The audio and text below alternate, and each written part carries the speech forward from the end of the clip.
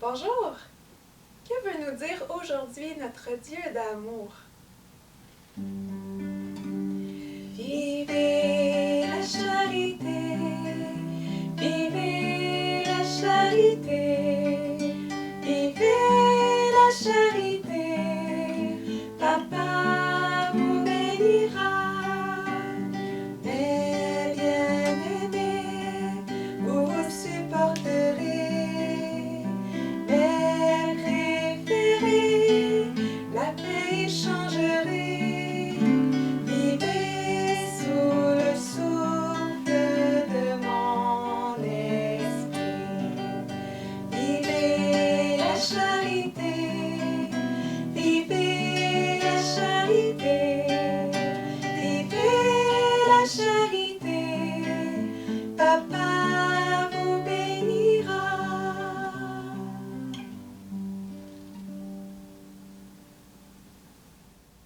Bonjour, bon dimanche à chacun d'entre vous.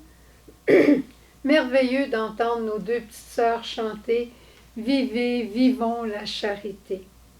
Ces deux petites sœurs aussi très très charitables. J'ai eu la joie de vivre avec elles dans les derniers jours, peut-être pendant 3-4 jours, et je suis frappée de voir comment elles sont charitables, pas simplement à mon égard avec mon âge, mais dans leurs paroles par rapport à d'autres. Puis on a parlé de certaines situations de communauté et j'étais impressionnée de voir leur charité. Elles ne font pas que la chanter, mais elles cherchent à la vivre. Dans l'Évangile aujourd'hui, on retrouve Jésus qui dit aux grands prêtres et aux anciens « Quel est votre avis? » Puis il pourrait nous dire la même chose. Qu'est-ce que tu penses de ceci? Un homme avait 2 fils, puis il dit à un, « Veux-tu aller travailler à ma vigne? » Le premier dit, « Non, moi je ne veux pas y aller. » Puis après, il se met à réfléchir, il se reprend, il se repent, les deux. Puis il décide d'aller travailler à la vigne de son père. Le deuxième dit, « Oui, je vais y aller. » Puis il ne va pas. Et là, Jésus dit, « Lequel des deux a fait la volonté du Père? » Et les gens ont répondu, le premier. Dans l'ancienne de l'Évangile, dans l'acclamation, dans l'Alléluia, on lit « Mes brebis écoutent ma voix. Je les connais, elles me suivent. » Probablement que le premier fils, cette voix de son père, cette voix qui l'a aimé, cette voix qui lui a souvent manifesté de l'amour, cette voix qui l'a enseigné quand il était tout petit, cette voix lui est revenue au cœur cette fois-là. Et Jésus continue en disant, « Je vous le déclare, les publicains, les prostituées vous précèdent dans le royaume. » Non pas parce que Jésus approuve leur conduite, mais simplement parce qu'il approuve leur reprise. Le premier fils qui reconnaît la voix de son père a dû se dire « Ça ne me tente pas d'y aller en bon québécois. J'ai pas envie d'aller faire ça. Mais par amour pour mon père, parce que tout ce qu'il a fait pour moi déjà avant, par respect pour mon père, je vais y aller. » Il a dû avoir quelque chose de ce genre-là. L'autre a dit simplement « Oui, puis il n'en a fait qu'à sa tête. » Et le Seigneur nous appelle toujours à des reprises. Nous sommes les enfants bien-aimés des éternelles reprises, c'est-à-dire de la conversion continue et perpétuelle. Mais dans le cas de la conversion, même un dimanche, c'est bon d'aller chercher, ben là c'est fini le temps des pissenlits, mais tu sais quand on voit des pissenlits apparaître sur notre gazon au début de l'été, hein, on n'aime pas trop ça, Puis, c'est pas en passant la tondeuse qu'on va finir le problème, mais c'est en allant chercher la racine. Disons que tu as un problème, toi, de... Je vais parler pour moi, d'accord? Ça va être beaucoup plus facile.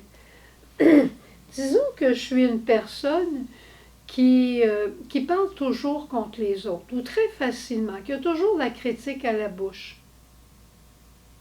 Ben, je peux bien demander pardon au Seigneur pour toutes mes médisances, peut-être même mes calomnies. Mais au fond, est-ce que je ne serais pas un peu jalouse de ce que les autres ont? C'est ma jalousie qu'il faut que je présente au Seigneur aussi.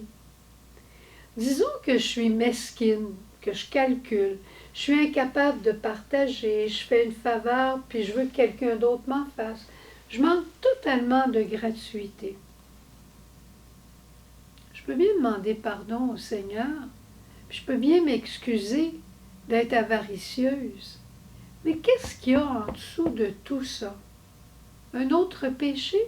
Peut-être. Mais il peut y avoir une grande blessure aussi. Peut-être qu'en dessous, c'est une insécurité parce que chez nous, dans la famille, on n'a jamais eu d'argent, on a manqué de l'essentiel. Alors quand j'ai commencé à en avoir, j'ai pas voulu revivre mon enfance 2 fois.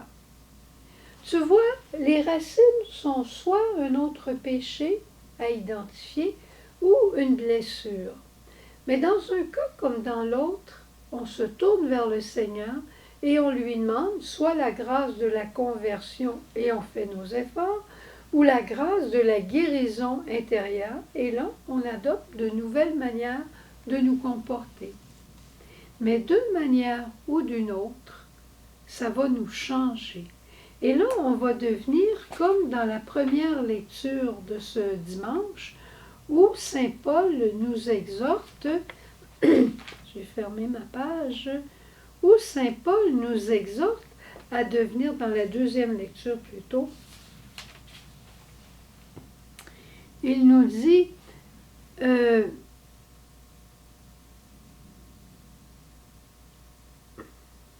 soyez jamais intrigants ni vaniteux, recherchez l'unité, soyez aimables, ayez assez d'humilité pour estimer les autres supérieurs.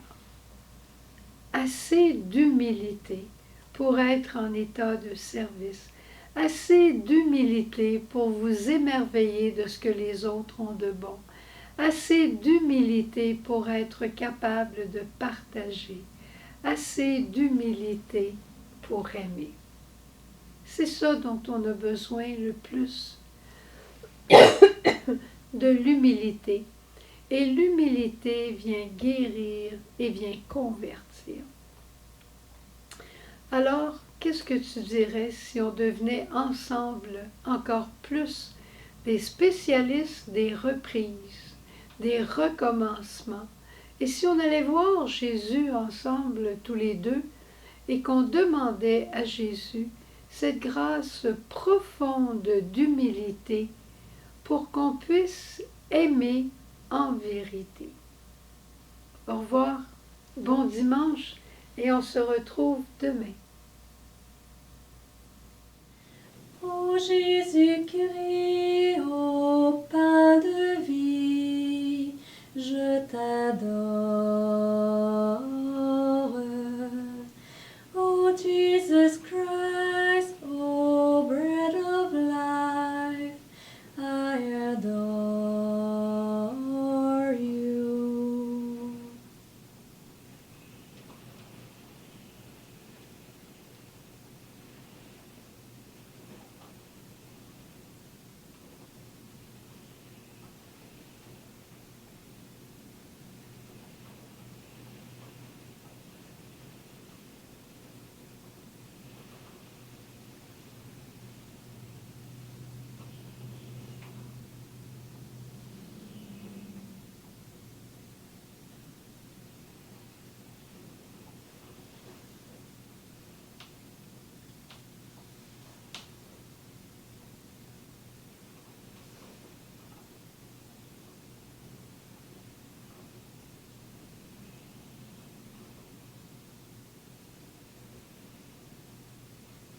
My